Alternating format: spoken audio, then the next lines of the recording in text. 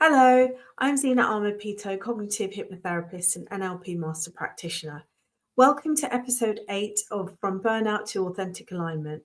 I'll be sharing 12 steps to find your vision, elevate your voice, and unlock your freedom. I work with emotionally intelligent, conscientious professional men and women to help them move from the brink of burnout to authentic alignment. The aims for this series are for you to have greater self-awareness, to know more about creating healthy boundaries, and why it's important to communicate in your own authentic way. Today, I want to talk to you about the somatic response to stress or anxiety.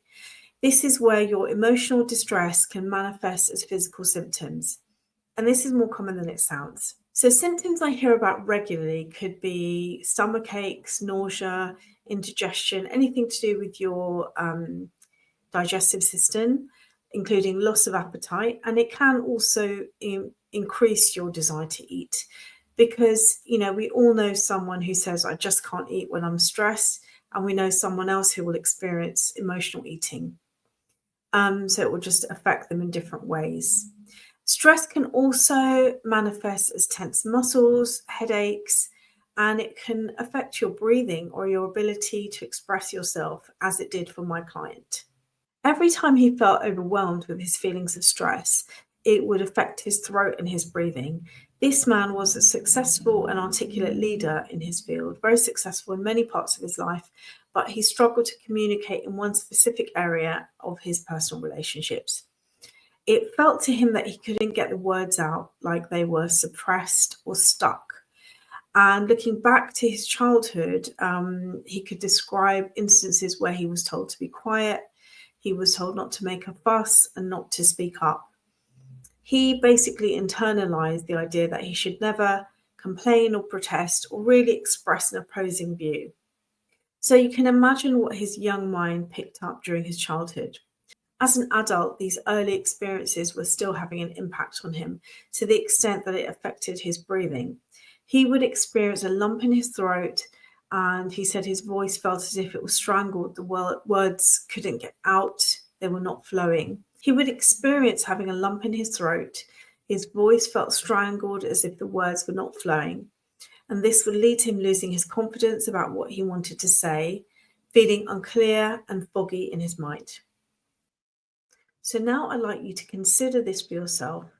Take a deep breath and close your eyes just for a moment. Imagine you're sitting in your favorite place, feeling comfortable and content. And take another deep breath. And then answer these questions in your mind or out loud with your eyes closed. Now over to you. In this next section, just thinking about this might make you feel a bit uncomfortable.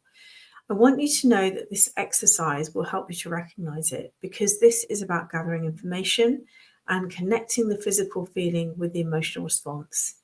So it just means that you're going to know what this means. Don't dwell on it, just acknowledge it and say, okay, thank you, I know you're here. So next time it won't be a surprise. So what I'd like you to do is consider this for yourself. Take a deep breath and close your eyes for a moment. Just imagine that you're sitting in your favorite place, feeling comfortable and content. And just take another deep breath. And then I want you to answer these questions in your head or out loud with your eyes closed. So firstly, point to the part of your body where you have a somatic response when you are overwhelmed. Just point and notice where you're pointing. So how do you know when you are experiencing stress or overwhelm? What happens in your body? Just make a list in your mind. What thoughts go through your head? And finally, describe how you feel in your body when you think about this problem. Just take another deep breath and open your eyes. So knowledge is power, and just recognizing this means you can start to know yourself better. And when you know yourself well, it's easier to make yourself better more quickly. Today we spoke about the somatic response to stress. If you haven't seen the previous videos, you can go back and watch those. And please look out for episode 9, where I'll be helping you deepen your understanding.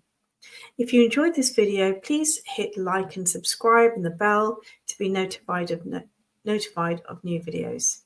And you'll find the links to my book and website in the description box. And also, if you would like to book a 90-minute clarity session with me, you'll also find the link in the box below. Until next time, thanks for watching. Bye.